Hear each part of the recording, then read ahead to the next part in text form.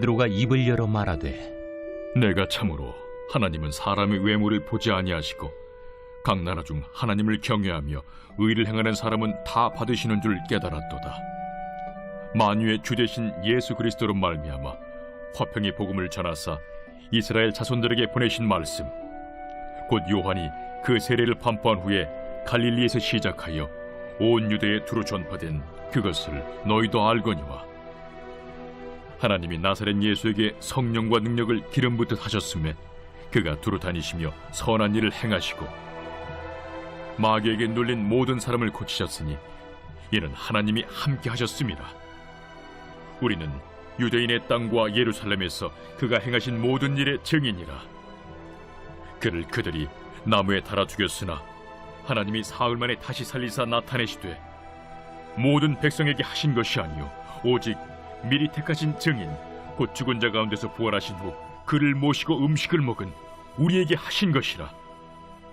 우리에게 명하사 백성에게 전도하되 하나님이 살아있는 자와 죽은 자의 재판장으로 정하신 자가 곧 이 사람인 것을 증언하게 하셨고, 그에 대하여 모든 선지자도 증언하되 그를 믿는 사람들이 다 그의 이름을 힘입어 죄사함을 받는다 하였느니라. 베드로가 이 말을 할 때에 성령이 말씀 듣는 모든 사람에게 내려오시니 베드로와 함께 온 할례 받은 신자들이 이방인들에게도 성령 부어주심으로 말미암아 놀라니 이는 방언을 말하며 하나님 높임을 들음이러라.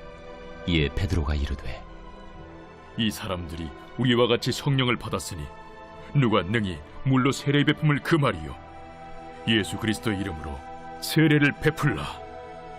그들이 베드로에게 며칠 더 머물기를 청하니라.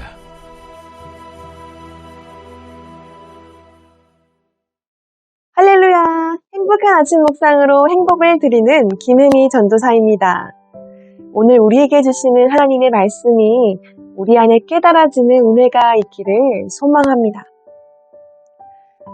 사람들이 가지고 있는 다양한 지식과 정보, 기술들이 있을 것입니다. 그런데 이것이 진정 나의 것으로 되게 하기 위하여서는 경험과 체험이 무엇보다도 중요합니다.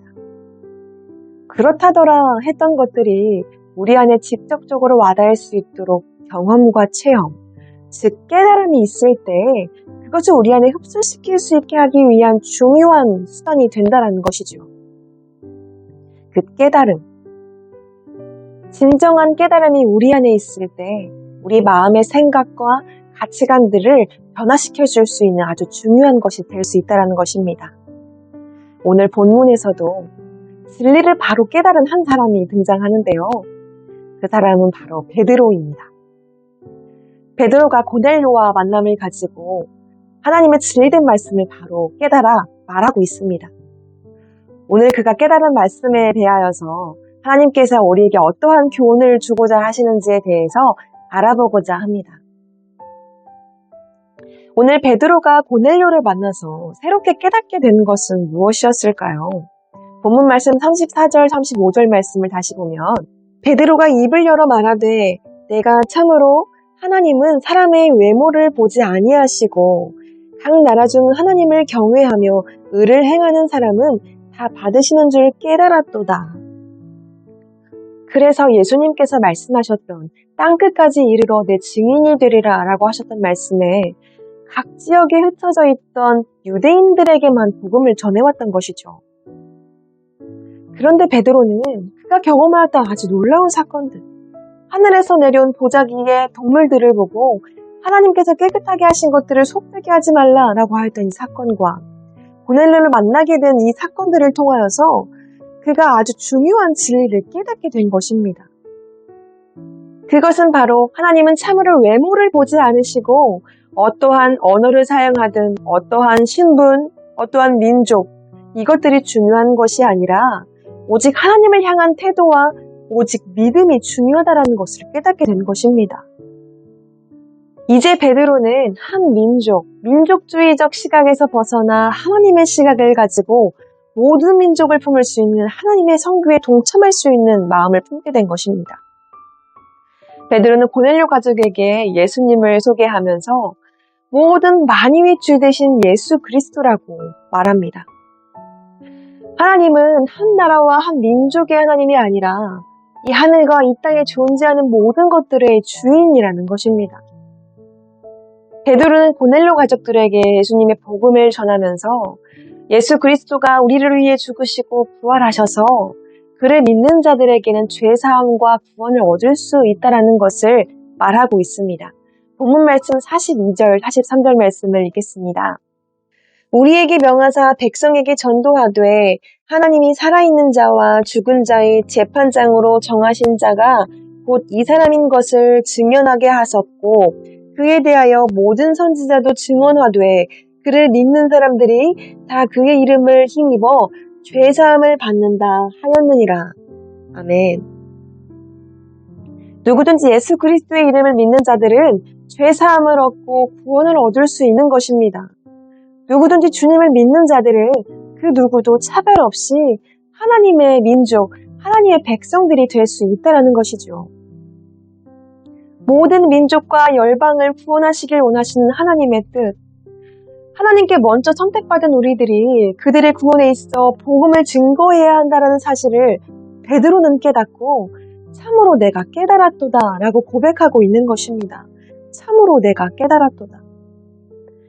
하나님께서 사랑하시고 안타까워하시는 이 땅에 존재하는, 이 열방에 존재하는 모든 이들을 품고 하나님의 이 사랑의 마음을 품어 참으로 내가 깨달았도다 라고 고백할 수 있는 저와 여러분들이 다 될 수 있기를 소망합니다.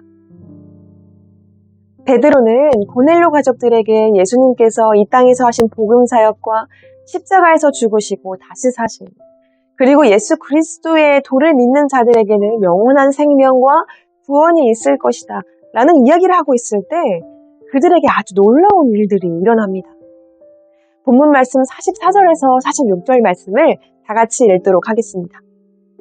베드로가 이 말을 할 때 성령이 말씀 듣는 모든 사람에게 내려오시니 베드로와 함께 온 할례 받은 신자들이 이방인들에게도 성령 부어주심으로 말미암아 놀라니 이는 방언을 말하여 하나님 높임을 들음이러라. 아멘. 말씀을 듣고 있을 때 그 자리에 성령님께서 이방인들에게 임하셨습니다. 할례를 받지 않은 이방인들에게 성령님이 임재하시는 것을 보고 베드로와 유대인들은 깜짝 놀랐습니다. 왜냐하면 지금까지 성령님의 임재는 오직 유대인들에게만 임하는 것으로 알고 있었기 때문이었죠. 이제는 구원에 있어서 유대인이나 이방인이나 그 차별이 완전히 사라지게 된 것입니다. 비로소 이 사건을 통하여서 베드로가 증거하였던 오직 예수 그리스도의 이름을 믿는 자들은 죄사함을 받을 것이다 라는 이 말씀이 확정된 것입니다. 하나님께서는 이 복음의 사실을 드러나기 위하여서 성령님을 부어주심으로 확증시키신 것이죠. 그렇기에 베드로는 이제 더 이상 이방인들에게 침례 주는 일을 주저하지 않고 예수님의 이름을 믿는 모든 이들에게 침례를 베풀었습니다. 하나님께서는 유대인이나 이방인이나 모든 이들이 주님의 이름을 믿는 자들을 구원시키고자 하는 일들을 이루고자 하는 데 있어서 정말 치밀하게 준비하신 것이죠. 하나님께서는 진리를 깨닫게 하시기 위해 제자 중에 리더였던 베드로를 선택하셔서 그의 환상 중에 동물들을 보여주셨습니다.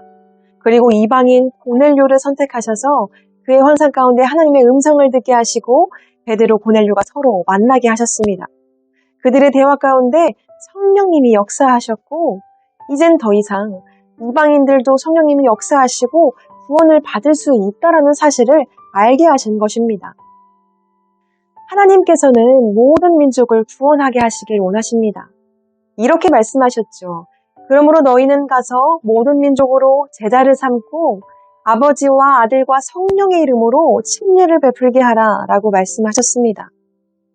하나님께서 우리에게 품게 하신 모든 세계 열방과 한국 땅에 존재하는 모든 이들과 우리 주변에 있는 주님을 몰라 죽어가는 그 영혼들을 위하여서 보내는 자로, 나가는 자로, 기도 후원자로 힘써야 할 것입니다. 이것은 하나님께서 원하시는, 하나님께서 이루고자 하시는 명백한 하나님의 뜻이기 때문입니다. 사랑하는 성도 여러분, 하나님께서는 우리에게 복음 증거의 사명을 주셨습니다. 내 신앙 지키기도 힘든데 어떻게 남의 신앙까지 지킬 수 있을까?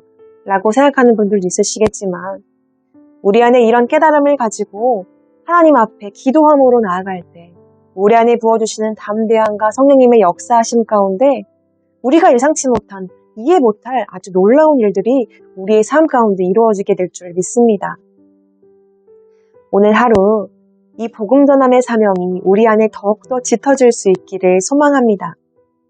사랑하는 선원침례교회가 이 복음 전함의 사역에 더욱더 열심을 내어 하나님께 귀하게 쓰임받고 하나님의 아름다운 열매로 나타날 수 있기를 원합니다. 이 마음을 품은 한 영혼 한 영혼에게 더욱더 힘을 주시옵고 성령의 역사하심이 우리 가운데 강력하게 경험되어져서 하나님의 뜻을 이루며 나아갈 수 있는 우리 공동체가 될 수 있기를 예수님의 이름으로 축복드립니다.